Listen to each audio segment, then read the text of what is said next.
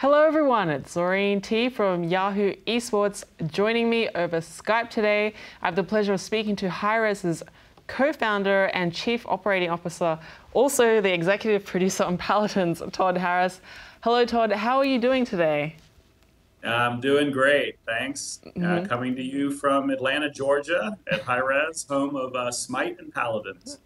Awesome. Well, thanks so much for speaking to us today, Todd. Very exciting news. Here to talk about Paladins. The game is on open beta in PC, but you've also announced plans to bring it to console on beta. And prior to that, you saw a lot of success for the game in 2016 on Steam. It was the most played new title, which is not something to scoff at. What do you think about that, and how are you transitioning the success of the PC beta to the console? Yeah, it's done great on Steam, even though it's still just in early access. But I think if you look at the Steam user base, they tend to like their MOBA games and also their FPS games. And Paladins is an FPS with MOBA elements, and so I think it benefited with that. And so yeah, we're coming out of the gate really strong. It's definitely the fastest growing game that we've seen at Hi-Rez as far as PC.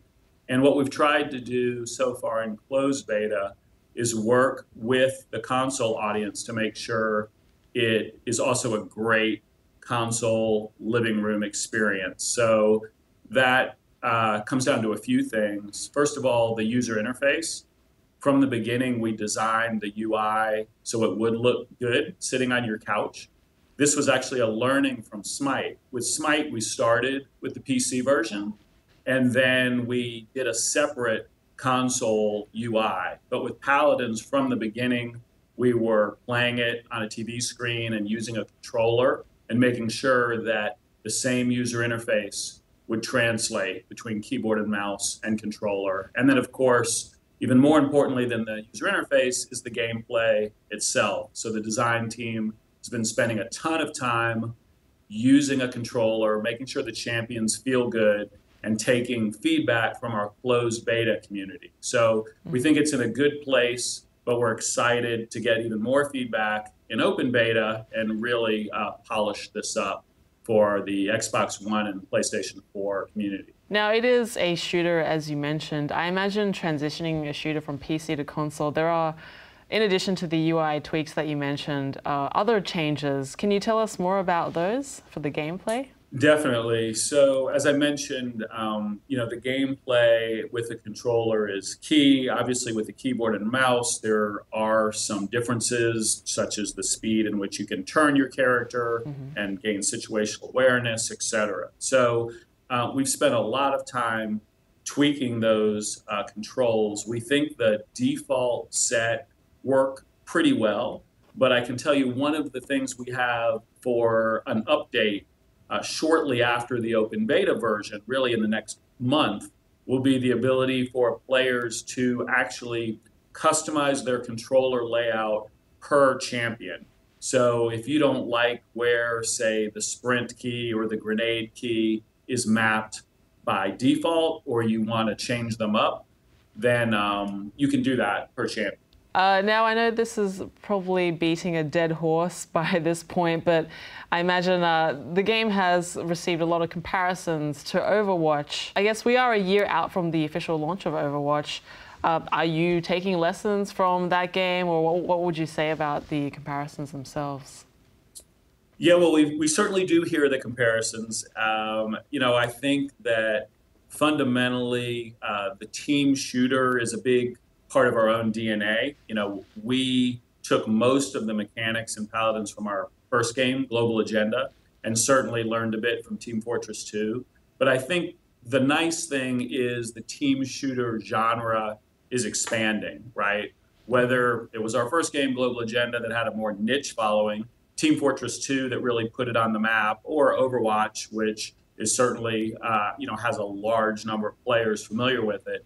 There's a great number of people now on PC and Xbox and PlayStation that are used to this style of a first-person shooter with team coordination and communication. So that's great for the genre in general. For Paladins specifically, we do think that anyone who tries it will walk away with an appreciation for how it is different.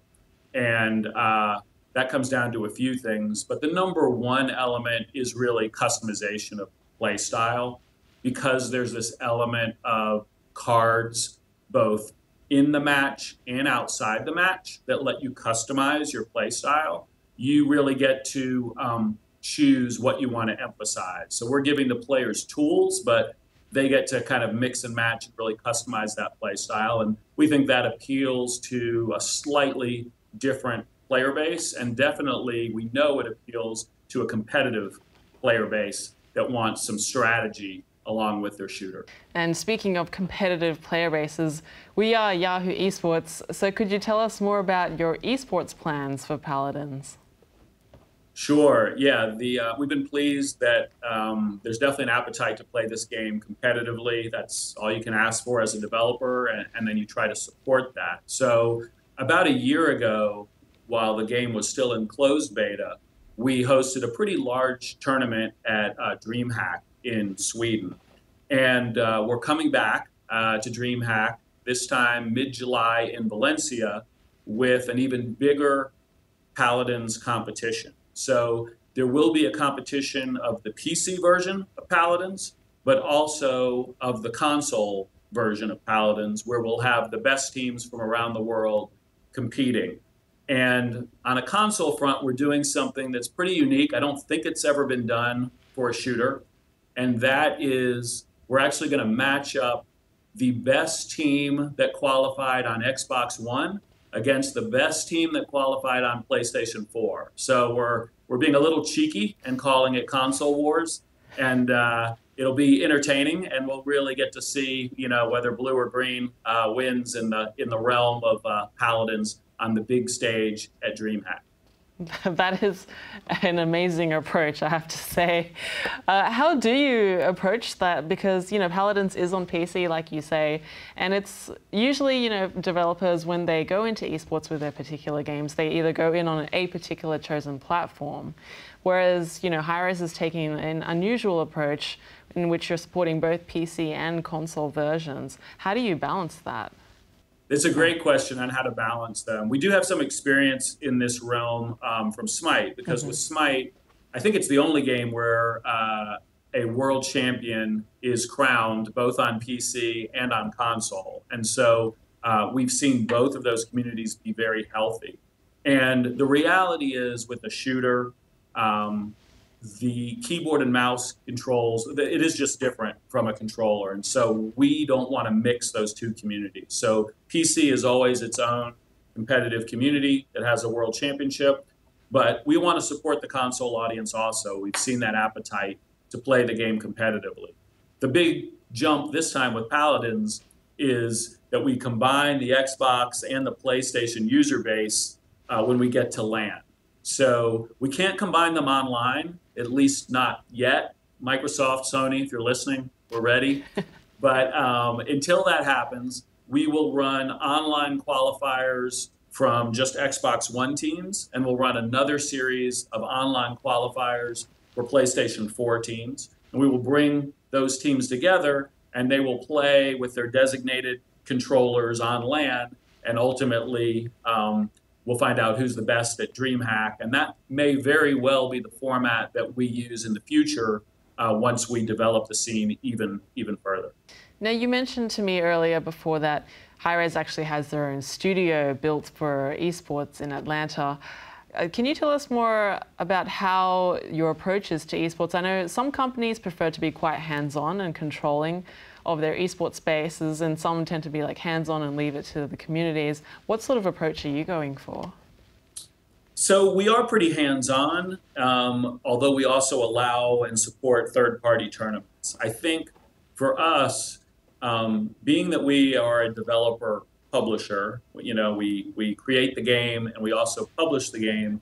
Really our goal is to not have a lot of barriers between us as the creator and the end community. And so we kind of think community first, and then we think of esports as a segment of our community. It's basically the most competitive segment of our community. And based on that philosophy, we tend to be hands-on. We tend to have many of the community managers be involved with esports. We actually have shoutcasters and analysts on staff, so we don't just bring in contractors. There are actually many Hi-Rez employees that people will know from the Smite community or now the Paladins community. And along with that, we do the production ourselves, so actually the people behind the cameras, and that also means investing in studio space as well. So one block from where I'm talking to you and where the game is made every day, we have our esports studio where we just had